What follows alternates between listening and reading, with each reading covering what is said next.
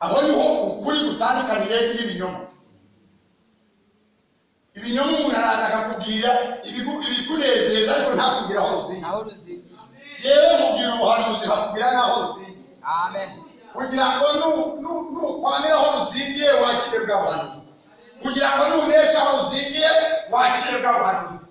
Ariko niba aho ruzingiye utahashaka neza gutangariza ko atavugaho.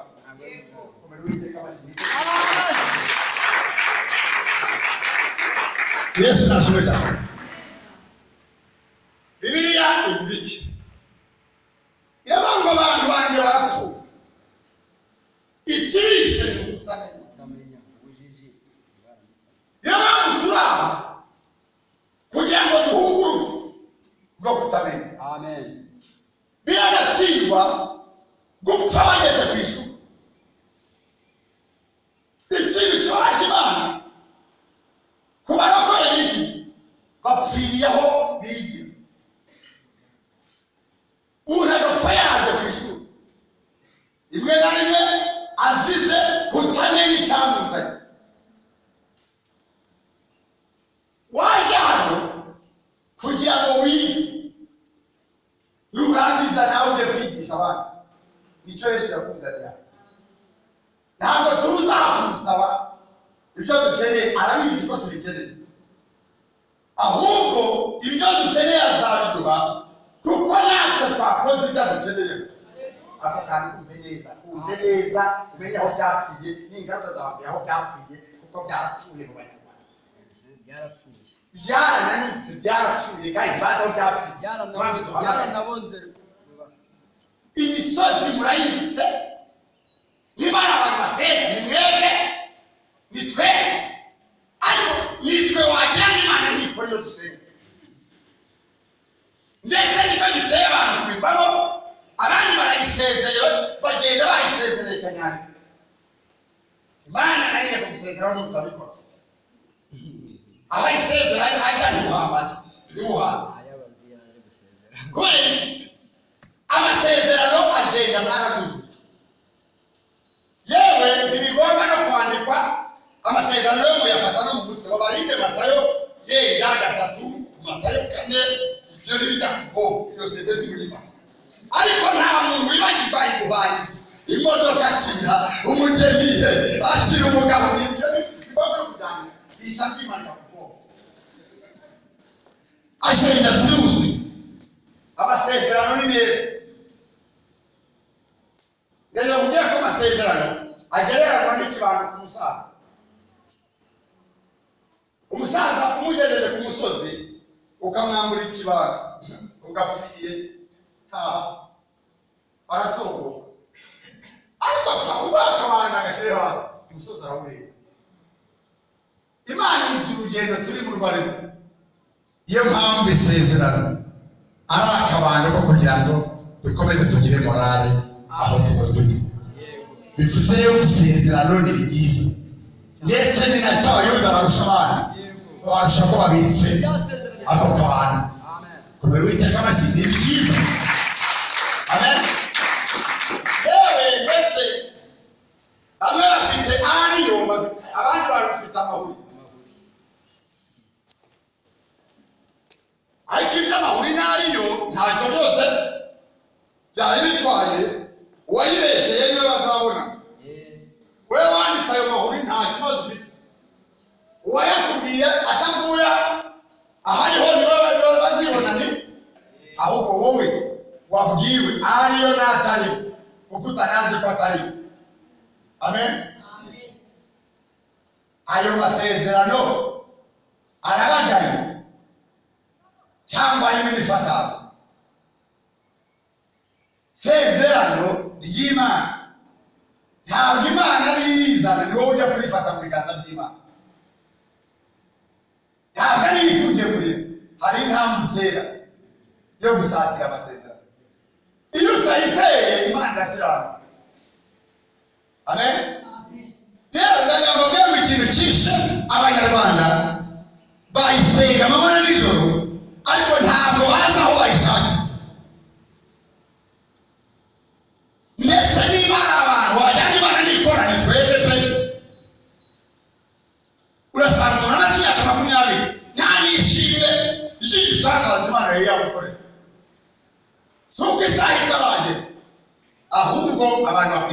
niho byapfuye. Imana yagiye. Amen.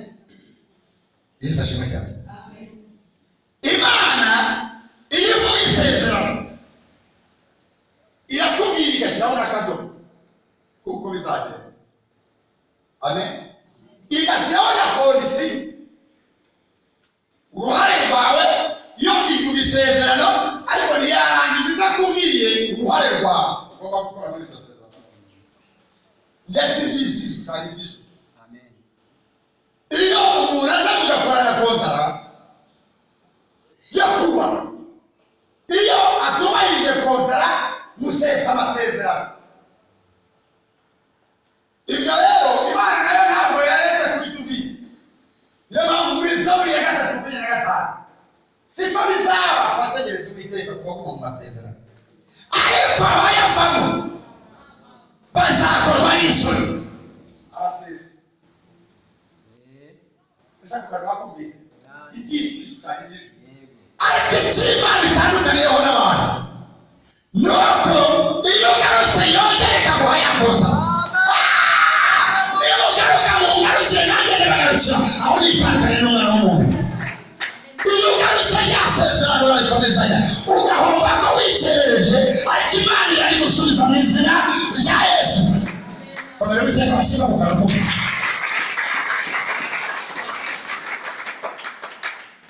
Yesu nashimwe cyane. Amen. Yesu nahibaze cyane.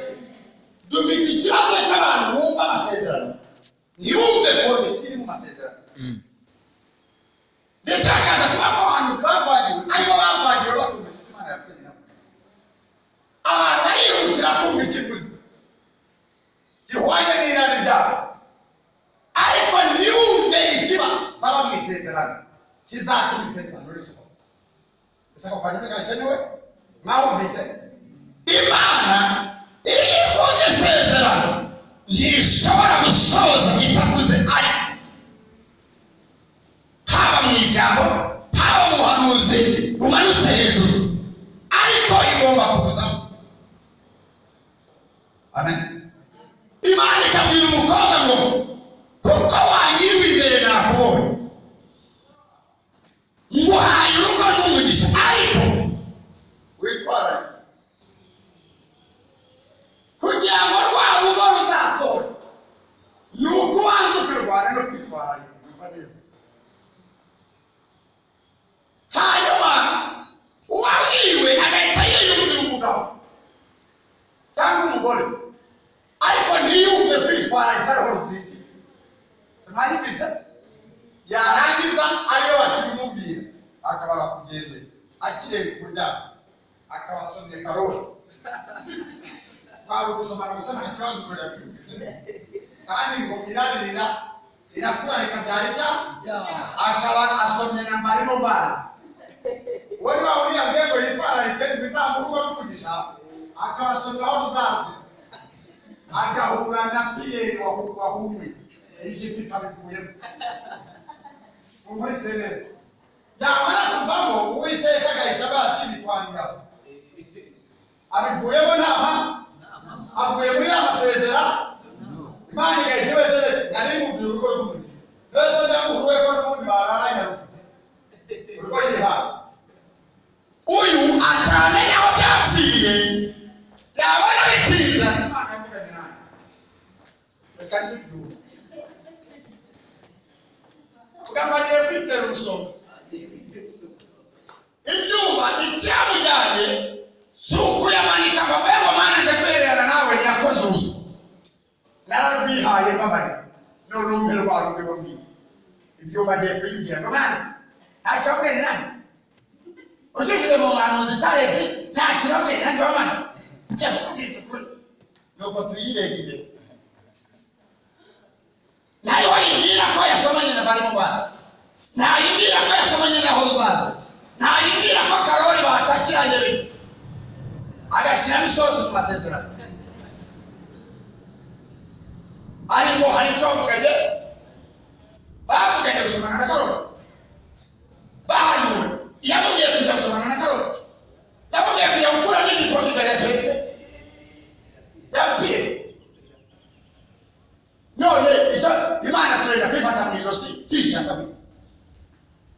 Kwa kwabaye abashwa tutaza aho zapfi uhereye umunsi gena ako kantu kabiki Mana ni gwisezerano uje wihutira kumva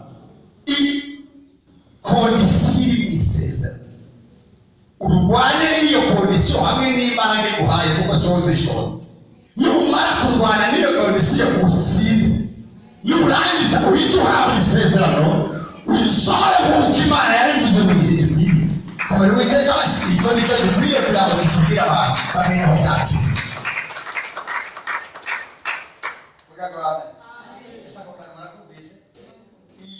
iyo nama bahaye umuntu irongera irambiya abangaba twigiraho batubereye akabarore kugira ngo tubigireho dufite ikibazo sizi Pawulo azutse yavuga ngo nijya wabarose nk'uko yabwiye abatatu waje ngo tubarose dore ikibazo aho Bibiliya yatubwiye ko ababerewe kudutira ngo batwigishe siko kuri kugira ngo baturere akabaro bivuga ngo ikintu cyose ushaka imbere y'Imana hariho kubaza kugira ngo bine n'ibyo hariho kuba urashaka kumenya uko amasezerano uko bahindurira ibizira urashaka kumenya uko amateka ahinduka hari umuntu ukubwira uko ahinduka n'inzira bicamo ngo ahinduke uwo ni wowe kwigiraho aho baturogeye turavuga tuti ntabwo dushaka kukwigiraho ariko turashaka ijambo Mana sinshaka cyane uriya yaciyeho neza ariko ndashaka ibiterwa mu bantu iyo byize mu by'ukuri yabirobanura ku butoni niba ushaka ibya Yakobo urabaza Yakobo aguha amakuru niba ushaka kumenya uko umuntu ava hasi agatumbagira akava ku buboyi akaba visi perezida akaba minisitiri w'imibereho y'abaturage akayobora urugo rwa perezida urabaza Yozefu byagenze ariko amakuru yose uyakurikiza ariko urashaka kuba visi perezida udashaka kubaza amakuru yose wongore urashaka kwitwa premier minisitiri uvuye kuza